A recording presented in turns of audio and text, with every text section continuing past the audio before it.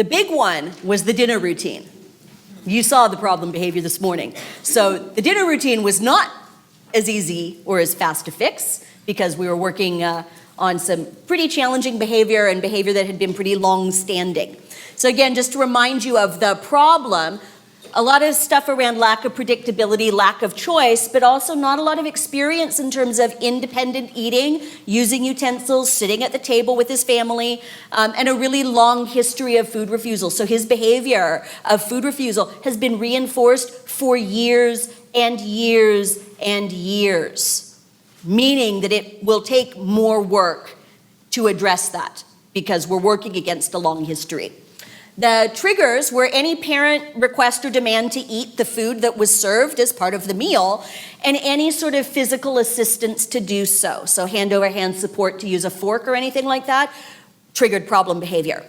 Problem behavior you saw what it looked like, but lots of non-compliance and yelling and things like that. He would also demand preferred foods. So his mom is trying to get him to eat the meal food. He's asking potato chips, potato chips, potato chips, or whatever it was that, he preferred.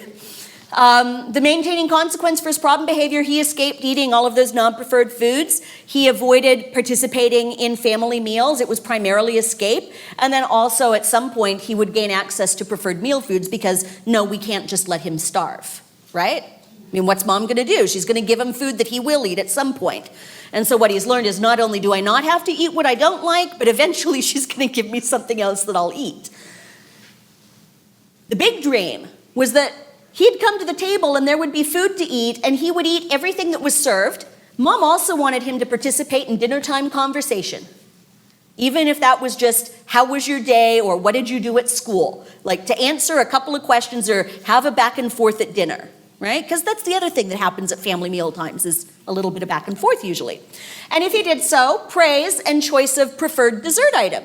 Pretty common reinforcer. If you eat your meal, you get to have some sort of dessert.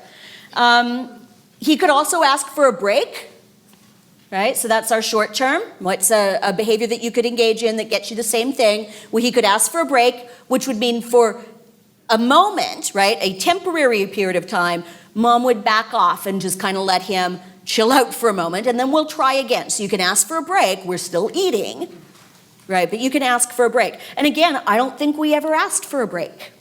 I don't think, if I'm remembering way back, we mostly ate. And we ate because of the way that we taught him, and I'll get into that in just a second too. In terms of strategies for him, lots of visual supports, and I'm going to show you what those visual supports looked like. But again, we needed to show him visually what the expectations were, and we needed to show him what would happen after he ate his meal. We also needed to do some adaptations to address his physical limitations and his physical challenges. So we used utensils that were adapted. We actually purchased some forks and spoons that had big foam grips on them because he couldn't grip small items.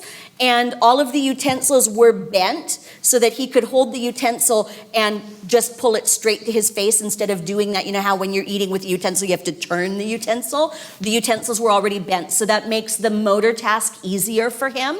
We got him a suctioned plate that would suction to the table because, again, he couldn't hold a plate and scoop. The plate would fly across the table, right, because he's got some significant motor challenges. So let's make this task easier for him, right? We would do that again for any of us. We also gave him a trip trap chair, which is a taller chair. It's technically a high chair, but it's not very high chair looking, and you can use it into adulthood. So it's a chair that has a bunch of slats on it so that you can raise, adjust higher or lower the seat and a footrest. And for him, a footrest was important because if we stabilized his feet, it gave him more stability in his trunk when he was sitting. So we got the trip trap chair, and then his parents actually added a belt that went around his chest because he's not very stable, and a strap that went around his sort of his calves near his ankles, because again, his legs had a tendency to kind of move on their own, and if they were moving, his whole body was moving. So he wasn't very stable, and if you're not stable, it's very hard to eat, right, if your body's not stable. So we stabilized his body. We limited snacks. So before a mealtime, he didn't get snacks for kind of about 3-ish hours, give or take. No food and no drink except water, right? Why do we want to do that? We want him hungry when he comes to the table. If he's been snacking all afternoon and we bring him to dinner, he's not going to eat because he's not hungry, right? So we want to make sure that he's hungry. And, children can live for 3 hours without food or drink, right? Nobody's dying. They're all going to be okay. We restricted access to a few highly preferred foods that we used as reinforcing food items. After you finish your dinner, you get a highly preferred sort of dessert or treat item. So it meant that cheesies were no longer available at any time during the day. We held cheesies back, and we had 2 or 3 other items that we held back that were only available as a dessert if you ate your dinner, okay?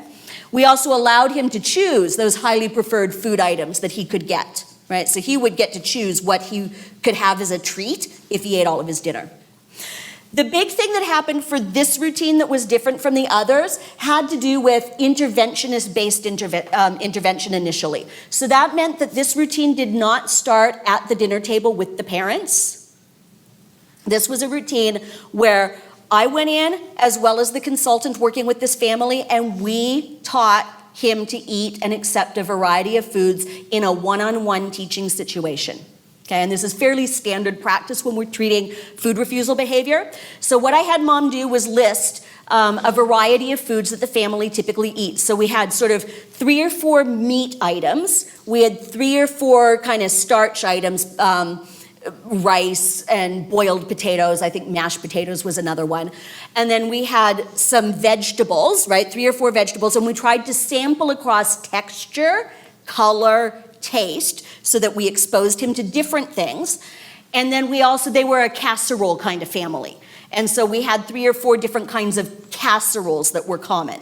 And over 2 weeks, every day, every weekday, either I went to the house or the consultant went to the house, and we did very focused one-on-one intervention to teach him to accept those foods. So how this looked was we went in, Mom had prepared usually a meat, a potato, starch, and a vegetable, okay?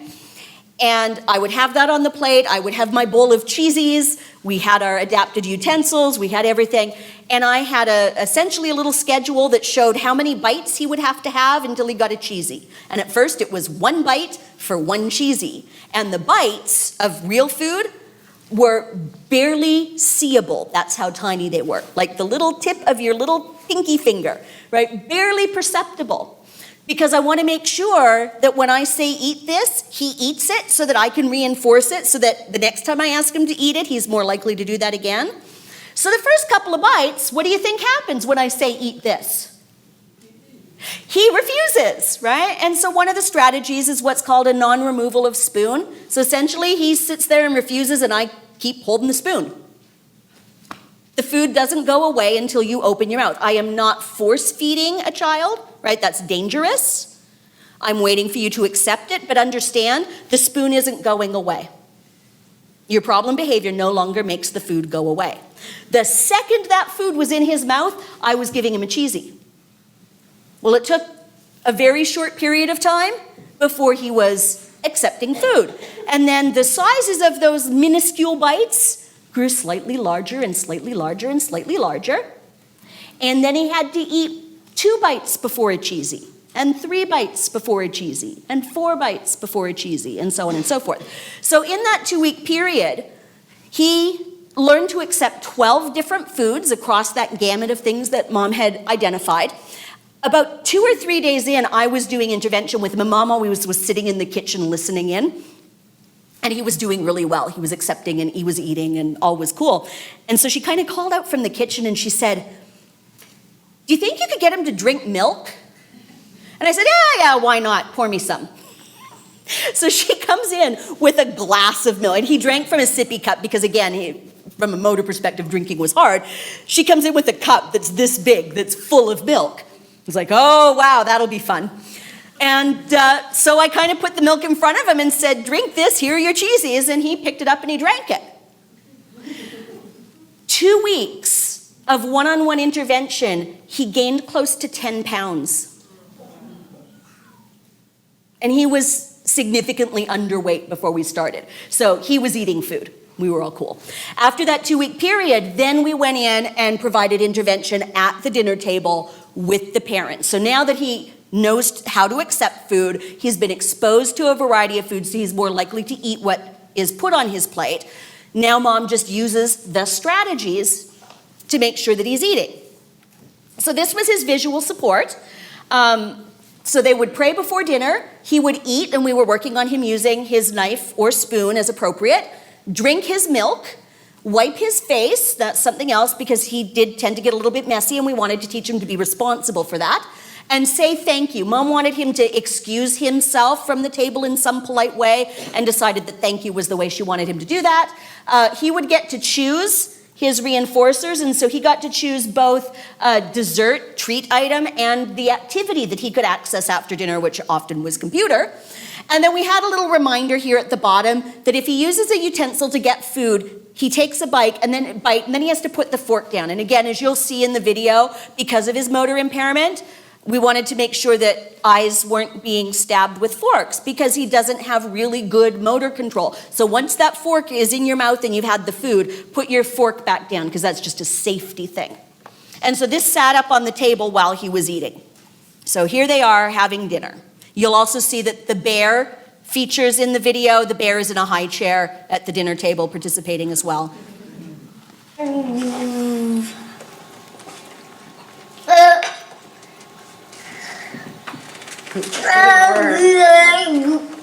We're never quite sure where this conversation was going. He said elephant socks.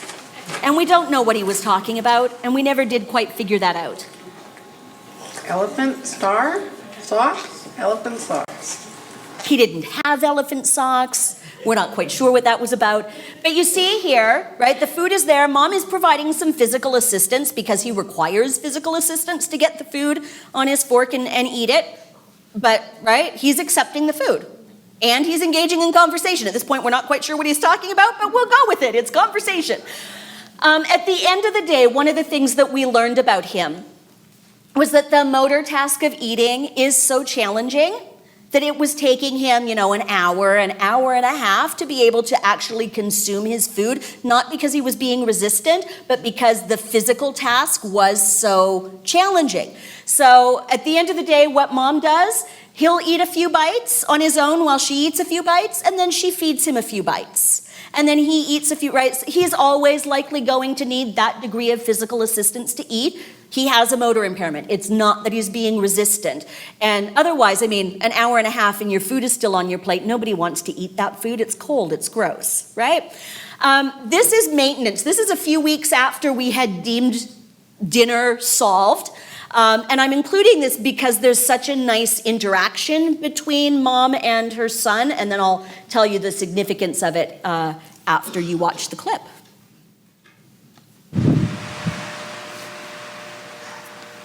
So she's providing help. And his birthday was coming up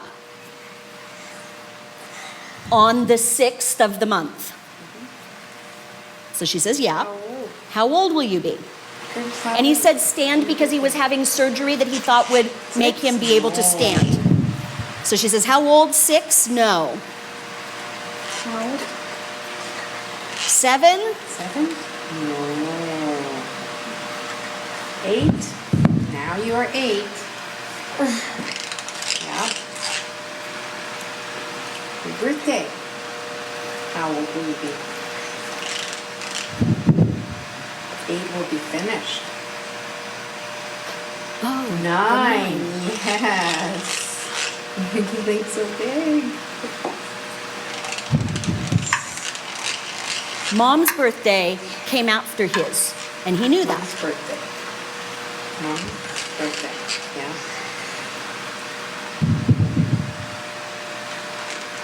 First Curtis's birthday, then Mom's birthday.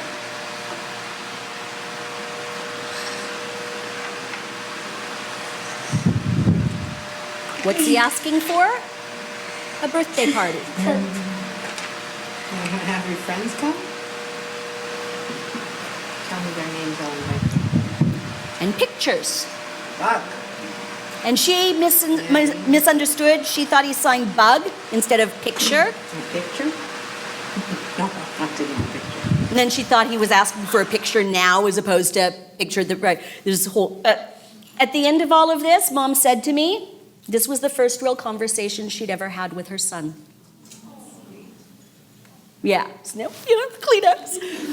But he's 8 years old.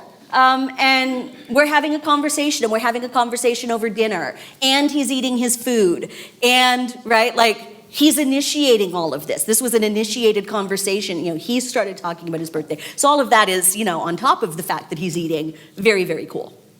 All right, so that's what it looks like. That's what it can look like. That's what it should look like, right? Sometimes it's more work. This was a pretty easy kid, he was the kid where if I just show him a visual and say, all right, here's what we'd like you to do, he was kind of like, well, what am I getting reinforced for?